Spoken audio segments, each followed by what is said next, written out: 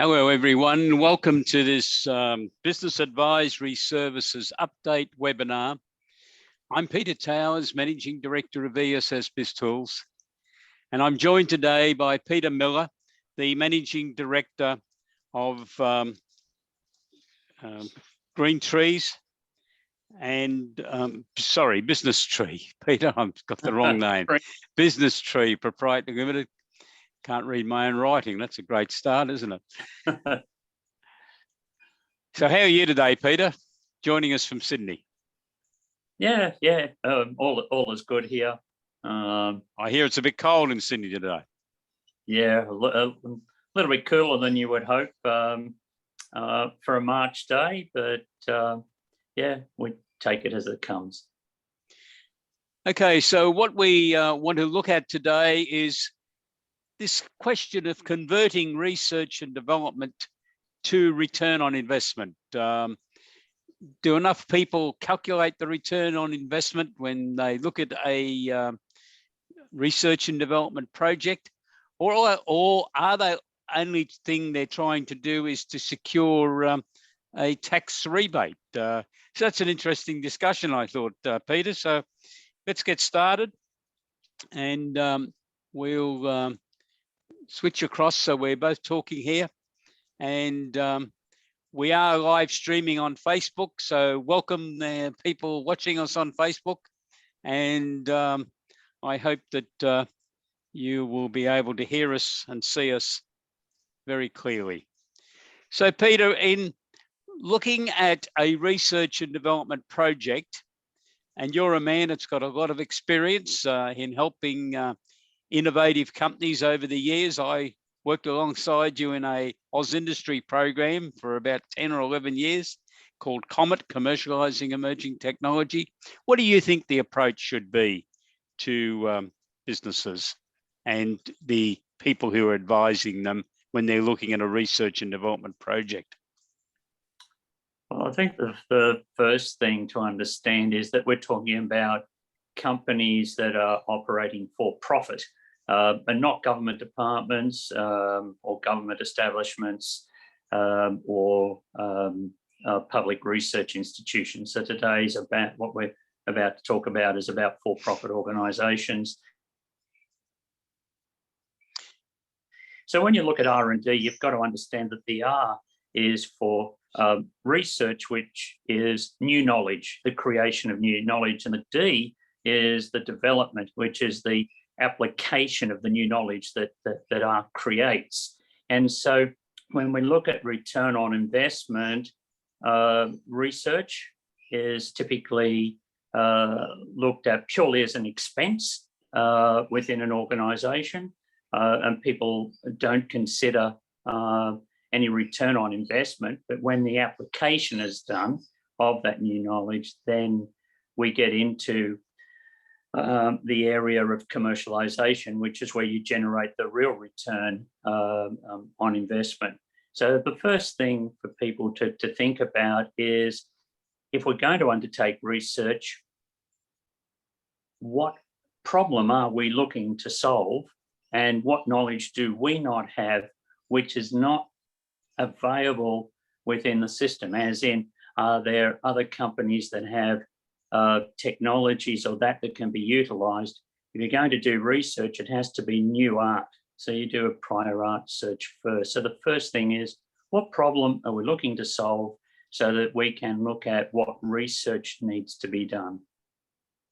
Yeah, that's very important, isn't it? And in fact, the Tax Act, which really governs how research is undertaken in Australia when it comes to businesses anyhow, and that requires the prior art or prior literature to be checked.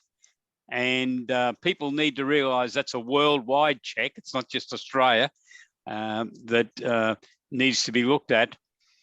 But when people are looking at framing their research and development project, I don't think there's much thought at all, to be honest, at that stage, given as to what the return on investment would be.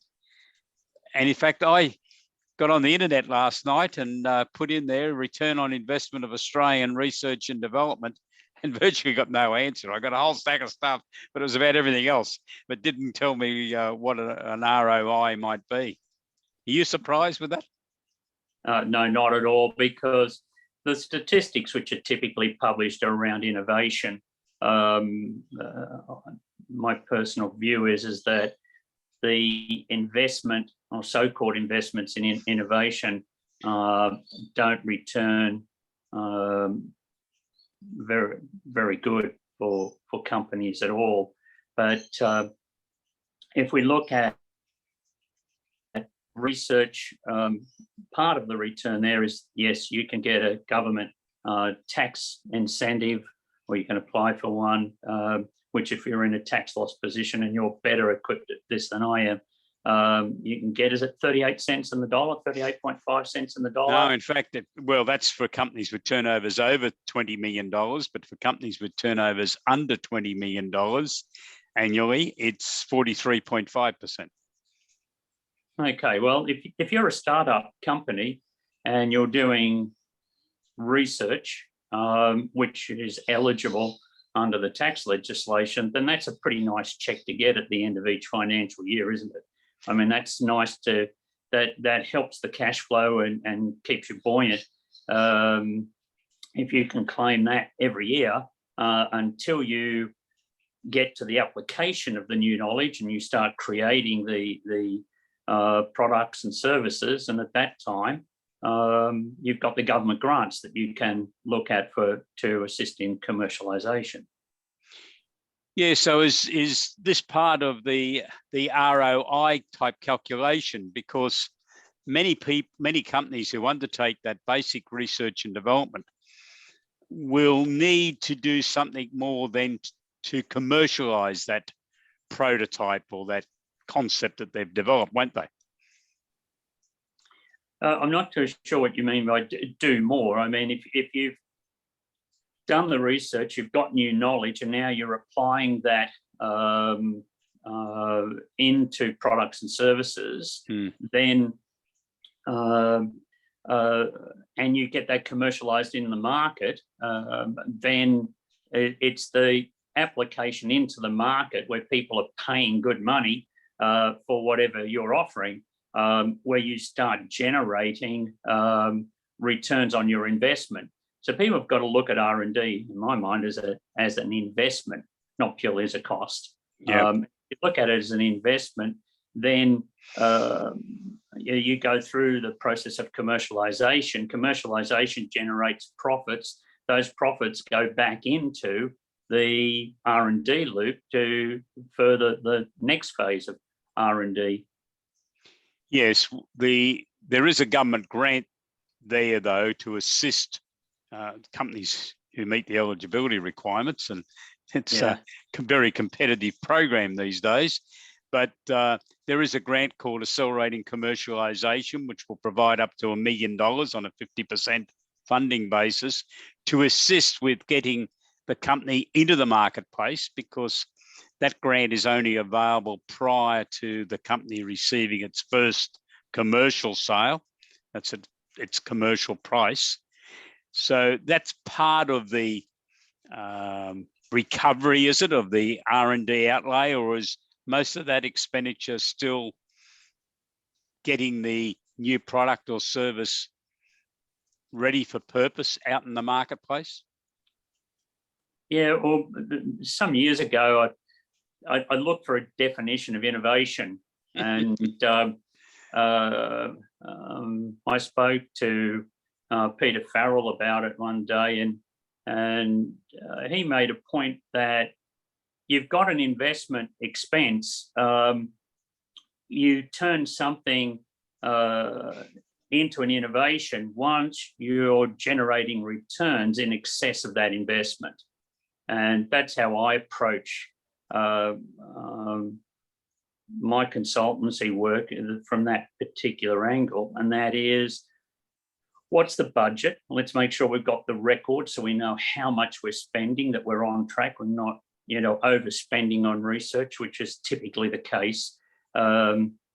People go outside of scope, costs run away because there's always this, oh, we can make it better, we can make it better, we can make it better. Whereas really, you should take it to the market and let the market tell you what needs to improve upon it. And it's through meeting the market demands better than competitors that you then generate the return on your investment. And so this whole concept of R&D and ROI, moving from it's purely a cost to how do we get a return on investment. And then you also bring up this issue that when you're pricing something to go into the market, and you and I have both seen some numerous errors in the pricing domain, should you look at your investment expense in creating the new knowledge and then the application thereof into products and services, should you count that towards the cost of the product or service that you're marketing? In my mind, the answer is yes, but you need to understand how many units you're going to sell of any particular product over a period of time to understand what proportion of the expense you're going to leverage into the costs. And would you deduct from that expenditure the rebate that you've received back from the government? Well, there you can. I prefer not to, because I look at it as a commercial thing. If you're able to get a rebate from government, my personal view is churn that back into your next R&D project. Yeah. And use that fuel for your next R&D. And don't confuse that with the pricing mechanism for a product and service which results from the research component. Okay, so if a company goes out and is planning to do a research and development project that is, say, going to cost $100,000, that's their estimate. They may get a rebate from the government of $43,500, but they look at the $100,000 as being their investment, and they should be including in the information that's going to the board of directors for approval for the R&D what they're projecting that the income and therefore the return on investment is going to be. So it should all be part of the package. Yeah, I think that's a good approach. It's not often the case. No. That you take a plan to the board of directors, and in that there should be a projected P&L in that as a consequence of the products and services that will be developed from the actual research activities. And again, cycling back to the purpose here, it's a for-profit organisation that's looking to get a competitive advantage in the marketplace. That competitive advantage may come through some research, getting some knowledge that is not currently in the market, and being able to convert that into products and services that better fit the demands of the market. Yes, because when you think about it, the company makes a decision to go and buy a new machine, and it might be going to cost $100,000, and they should be, management should be submitting to the board what return they're going to get out of buying that new tractor or roller or whatever, shouldn't they? And what's the difference? You're going out and spending $100,000 on R&D. I mean, if you're running a company in earthworks and you go and buy yourself, a nice new excavator, then you want a return on that investment over time. And ROI, the ROI on R&D should be seen as the same in exactly the same way. We're actually undertaking a program of activity, which is an investment because it's a cost to the company to generate new revenues. If you buy the excavator, you're buying it to generate new revenues. If you're doing research and development, you should be doing it to generate new revenues. And I think that link is sometimes not really seen, but it's an important one. Yeah. So the opportunity or the possibility that the company is going to be able to claim the R&D rebate from the tax office as part of this process might be clouding this consideration of a return on investment, do you think? Yeah, because there are companies, I mean, there are some issues with software and other areas with respect to the R&D tax incentive. And so people may elect to not apply, but you know, that would not be a right decision from my perspective. Those funds are there to support the risks that you're taking with respect to research.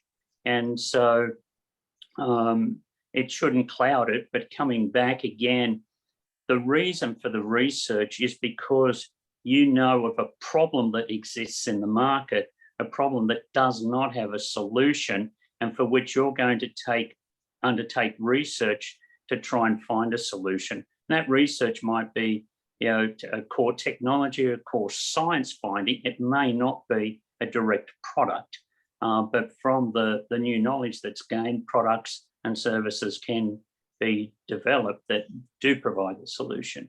So, and the benefit, as we mentioned earlier, is you apply for the R&D tax incentive. If you're in a tax loss position and you're a startup, you get a cash check back, then you can plow that back into your R&D and keep that loop running, whilst other people focus on the return through the development of products and services. One of the other aspects for young companies in Australia is that about 4 years ago, the government introduced a new type of company, which is called an early stage innovation company, which will need to be able to articulate what their return on investment is from their product or service that they have developed, because it is very much targeted at companies who have undertaken research and development or have been involved in the accelerating commercialization program, because the company will be made attractive to investors to invest, and the investors gain a taxation benefit out of that investment. So it's really part of the reasons why companies should know what their return on investment's going to be, because they'll need to be able to disclose that information, won't they, to get those investors? Yeah, absolutely. I mean, an investor is looking to, you know, to the future, and so they've got to look at the pipeline. So you can certainly put out some projections as to what your current products and services are doing, which will give them some initial feel for the business. But also, if there is a pipeline of R&D that's taking place that's going to generate the future revenues, now that's going to fuel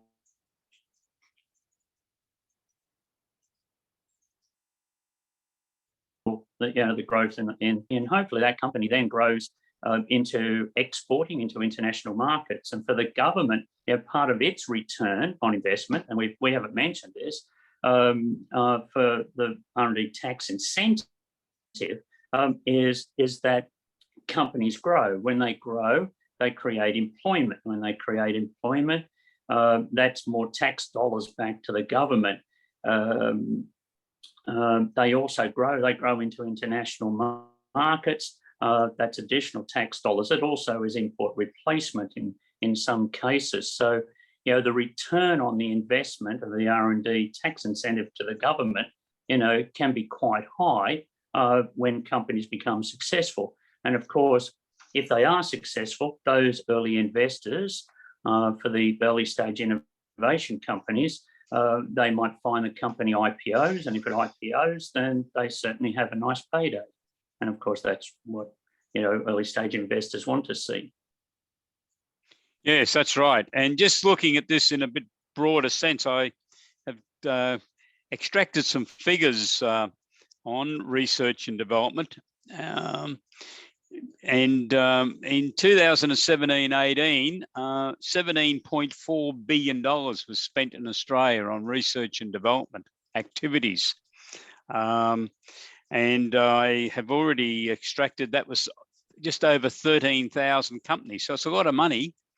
And I noticed that the government has done some calculations as to the person years involved in research and development. And for 17-18, it was 74,991 persons. And when you think about the number that actually would have been full-time in doing research and development, because in smaller companies anyhow, most of the people would be doing R&D as a part-time activity. That's a lot of people that are involved in research and development activities. And it's an enormous investment, isn't it? When you look at that sum of money, $17.4 billion. It is a large amount, and that's a large number of people. And I suppose it brings us to the point that the tax incentive really is supportive of activities which are here in Australia. And it's a very special case if you pay for people to do the research overseas. So it really is supporting Australian businesses who have employees here in Australia. So I think that's an important thing for people to understand as well. And that brings us back to the return on investment for the government. Yes, and obviously those people who are undertaking research and development have all undertaken training. They've been to universities or to TAFE colleges or to some sort of training. And again, this whole exercise is showing that there's a return on that investment also, isn't there? Because those people are being gainfully employed. Yeah, certainly. I mean, and after COVID now, we need to find new opportunities for employment, and certainly the people with the ideas are out there. People just don't know how to get started often on the entrepreneurial journey. They've got to put bread on the table. And so hopefully there is a program that comes out that helps people, get started on that journey, and that will, further employment opportunities, that's for sure. And that's what the research and development system's all about. There are some technicalities for both accountants watching us today and also any business people who are watching this video recording. You have to be a company to claim this special taxation benefit, but you may just be an individual when you start doing your initial work. And when you think that you may have a commercial product, it's probably the time to get serious. It's probably moving up a grade if you're a football player, isn't it? You've got the basics underway, but it's all part of this trying to put together a concept and trying to ensure that there is ultimately a profit motive in the undertakings that you're doing. Yeah, again, yes, if you are a company that has a for-profit motive, then certainly your research should be directed by recognised problems in the marketplace, which is of interest to your company and, within their purpose and within their passion, and you undertake research and development in that area. With the view that that you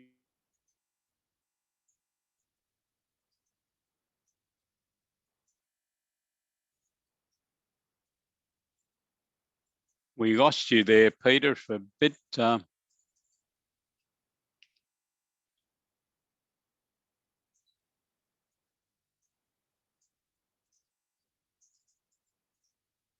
We seem to will get positive outcome. Yeah, Peter, we lost you there for a bit. Can you just go back for about a minute? Thanks. Hello. Yeah, we lost you, so you can just repeat what you were saying then. Thanks. Okay. So where did you lose me exactly? Just so about a minute ago. About a minute ago. So we were talking about what topic? We were talking about R&D. Yeah. That the research component isn't, we're trying to connect. We understand the problem. the problem's going to help us direct our research, but the research isn't about creating a product, because research cannot have a known outcome. So even an expert in the field cannot know the outcome. So you've got to start with a hypothesis, do experiments, and do records of all of that, because the government may come after you after you've submitted your tax claim with an audit. So it sounds like I'm saying find a problem and then use the R&D tax incentive to develop your product and then claim that. And that's not the case. The R component is about an unknown outcome where an expert cannot predict what the outcome of the experiments and the hypotheses and that will be to create new knowledge. So just to sort of articulate that in a bit clearer terms, and if you are successful with that, then you then move into the product development phase, which is not what the R&D tax incentive applies to, but where you can get other benefits such as the commercialization grants, and where for early stage companies, you've got the early stage investment scheme going to attract or to help attract investors to your organization. Okay, well, thank you very much for that overview, Peter. I think what we've established in our conversation today is, for the accountants who are watching and who hopefully are going to be interested in undertaking research and development consulting, and this is all part of our promotion on our new product package that ESS BIZTOOLS have launched.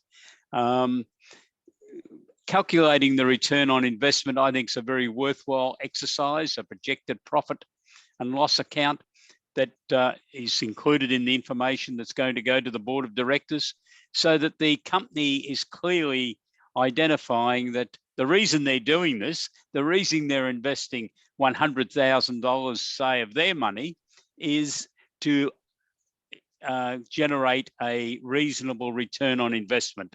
And the board may have set a hurdle rate that they wish to achieve from that type of investment. Yes, yeah, absolutely. And that part of this process is that records have to be kept. You have to be able to verify what you've done, what your expenses are, and all of that. And that's important within this whole loop. If you don't understand what your expenses have been, how do you know what the level of investment you've made at the end of the day to be able to calculate the return on such investment? That's right. And if you can't quantify the expenditure, well, you're probably going to run into some trouble with the tax office in your claim for research and development in any case. So, Peter, thank you very much for joining us today. And as we unfold this entire story around research and development. Next Wednesday, my guest presenter is Mark Holton, the director of Smith Inc., who is well known as a consultant to the accounting industry. And we're going to discuss what are the opportunities for accountants, small firms, medium-sized firms and large firms, in offering a proactive research and development service for their clients. So, Peter, good luck with your activities in Business Tree. I know you are working on a very interesting project, and you might want to come back and join us in a few months' time or even a year's time and tell us about the product that you're developing, which is akin to what we've been talking about today, goes a little bit further in some very important areas. Yeah, I look forward to coming and letting you know and your subscribers about what I'm up to. But at the moment, it's closed shop, as most research projects have to be. But thank you for making the offer. Okay. So thank you, Peter. Thank you, everyone, for being with us. If you want to know more about the packages that ESS BIZTOOLS produces, and especially our research and development package, please go to www.essbiztools.com.au. So thank you very much, and have a great day. Goodbye. Goodbye, Peter. Bye, Peter.